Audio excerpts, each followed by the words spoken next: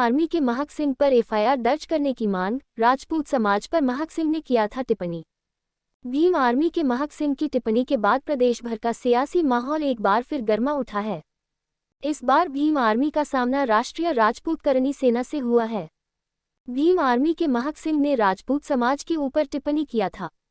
महक सिंह की टिप्पणी से आहत श्री राष्ट्रीय राजपूत करनी सेना के प्रदेश अध्यक्ष राकेश सिंह रघुवंशी ने आज वाराणसी के पुलिस कमिश्नर मुथा अशोक जैन से मिलकर महक सिंह के खिलाफ एफआईआर दर्ज करने की मांग की।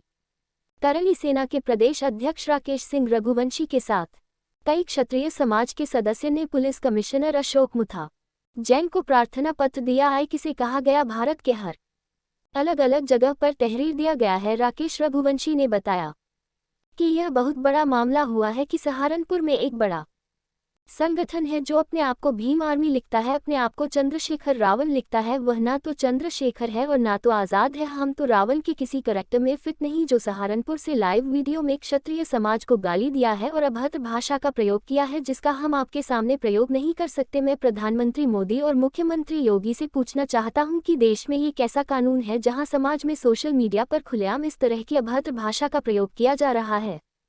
राजपूत समाज हर जाति, धर्म और संस्कृति की इज्जत करता है, लेकिन जब भी कोई राजपूत समाज पर वार करेगा तो अंजाम बहुत बुरा होगा। महक सिंह नहीं बल्कि बदबू राम है। राष्ट्रीय राजपूत करनी सेना के प्रदेश अध्यक्ष राकेश सिंह रघुवंशी ने कहा कि महक सिंह नहीं बल्कि वह बदबू राम है। उस बदबू राम ने सहारनपुर से लाइव आकर मीडिया के सामने एक ध्यान देते हुए क्षत्रियों को गाली दिया था। इसी को लेकर हम लोग प्रदेश भर के सभी जिलों में उसके खिलाफ एफआईआर दर्ज करने की मांग कर रहे हैं और आज वाराणसी में क्षत्रिय समाज के लोगों की उपस्थिति में पुलिस कमिश्नर को एफआईआर दर्ज करने के लिए प्रार्थना पत्र दिया है। सीएम योगी से कार्रवाई करने की मांग की। करनी सेना के प्रदेश अध्यक्ष राकेश सिंह रघुवंशी ने मुख्यमंत्री योगी आदित्यनाथ से इस पूरे मुद्दे पर एफआईआर दर्ज कर गिरफ्तारी की मांग की। सिंह रघुवंशी ने भी ये भी कहा कि अगर महक सिंह पर कार्रवाई नहीं होती है तो क्षत्रिय समाज एक बड़ा आंदोलन करेगा। जी, अपना परिचय बताइए। मैं राकेश सिंह रघुवंशी, करनी सेना प्रदेश अध्यक्ष, और हमारे साथ क्षत्रिय समाज के अलग अलग संगठनों के कई सारे राष्ट्रीय अध्यक्ष और प्रदेश अध्यक्ष यहाँ पे आए। मतलब इस समस्त क्षत्रिय समाज यहाँ पर उपस्थित हुआ है। आज आप लोग पत्रक दिए हैं यहाँ के सीपी को, किस मांगों को लेकर के और क्या है?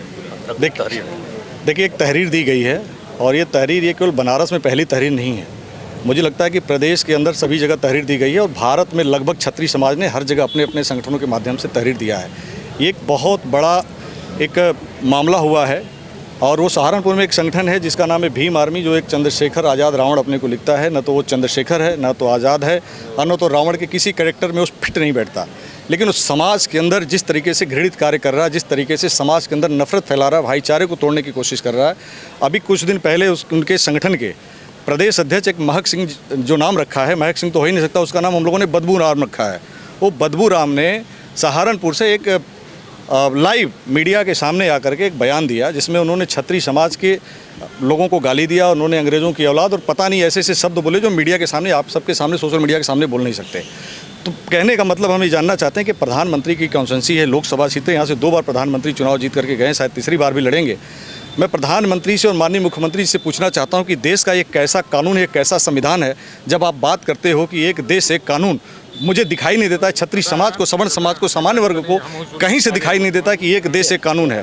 तो एक देश एक कानून की जो बात, एक देश एक कानून की जो बात हो रही है, मैं जानना ये चाहता हूँ कि इस देश में कोई सोशल मीडिया पे मीडिया के सामने आकर किसी एक समाज को माँ बहन की गाली दे, उसके महापुरुषों को गाली दे और चैलेंज करके गाली दे, उसके खिलाफ हम 75 जिले ही उत्तर प्रदेश के ही नहीं, भारत के समस्त प्रदेशों में अलग अलग संगठनों ने एतहार दिया है, एफआईआर दर्ज कराने की कोशिश की। लेकिन आज तक दुर्भाग्य से इस देश में एक भी मुकदमा अभी दर्ज नहीं हुआ, ना वो गिरफ्तार हुआ, ना तो सरकार की तरफ से, ना तो किसी की तरफ से कोई भी ऐसे बयान आए हैं कि नहीं इन्होंने एक निंदनीय ही कोई पोस्ट डाल दे। मैं ये कहना चाहता हूँ कि इस देश के अंदर एक देश एक कानून की बात करने वालों को मैं ये कहना चाहता हूँ कि अगर महक सिंह जैसे महक जो सिंह नाम का जो व्यक्ति जिसने बयान दिया है, उस बदबू राम को मैं कहना चाहता हूं कि अगर ये शासन, प्रशासन, ये सरकार अगर ये पंगु है, अगर ये विकलांग हो चुकी है, तो क्षत्रियों के रक्तों को ललकारे न, क्षत्रियों के तलवार म्यान के अंदर रखें, लेकिन चलाना भूले नहीं है। अगर क्षत्रियों की माँ बहन मान सम्मान पे बात आएगी तो क्षत्रिय गर्दन काटने में भी पीछे नहीं रहेंगे। या तो सरकार इसको संज्ञान मिले, उसके ऊपर मुकदमा करे, ये कहना चाहता हूँ। सीपी साहब से आग्रह किया, सीपी साहब मुस्कुरा रहे थे और कह रहे थे कि इस तरह की चीज़ें होती रहती, मैं पढ़ूंगा, इसको पढ़ करके जो भी हमसे हो सकेगा मैं करूंगा। लेकिन मैं ये कहना चाहता हूँ, सीपी साहब के जस्ट बगल में मैं खड़ा हूँ, इनके कार्यालय के बगल में, लेकिन यहाँ पे होगा कुछ नहीं, ये तहरीर रखी जाएगी जब तक दिल्ली की सरकार जो बैठे हुए दिल्ली की सरकार यूपी सरकार को जब तक कोई आदेश नहीं देगी, यहाँ पर कोई किसी के खिलाफ मुकदमा नहीं लिखा जाएगा। लेकिन अगर एक छत्री अगर कोई बात उसके मुंह से निकल जाए तो यहाँ पे तुरंत बुलडोजर सहित सारे उसके ऊपर कार्रवाई हो जाती है। लेकिन यहाँ पर छत्रियों के साथ जितना शोषण हो रहा है, सवर्ण समाज के साथ जितना शोषण हो रहा है, शायद मुझे लगता है कि भारत क्या पूरे वर्ल्ड में कहीं ऐसा नहीं होगा कि जाति के हिसाब से कानून बनाया गया होगा। एक बात मैं और कहना चाहता हूँ, ये प्रधानमंत्री का लोकसभा क्षेत्र है, इसी देश में मैं पूछना चाहता हूँ, मेरी बात पहुँचा दीजिएगा कि यहाँ पर अभी यूपी पुलिस की भर्ती निकली है, उत्तर प्रदेश पुलिस की भर्ती में ओबीसी एससी समाज का जो उम्र है 18 से 22 वर्ष है।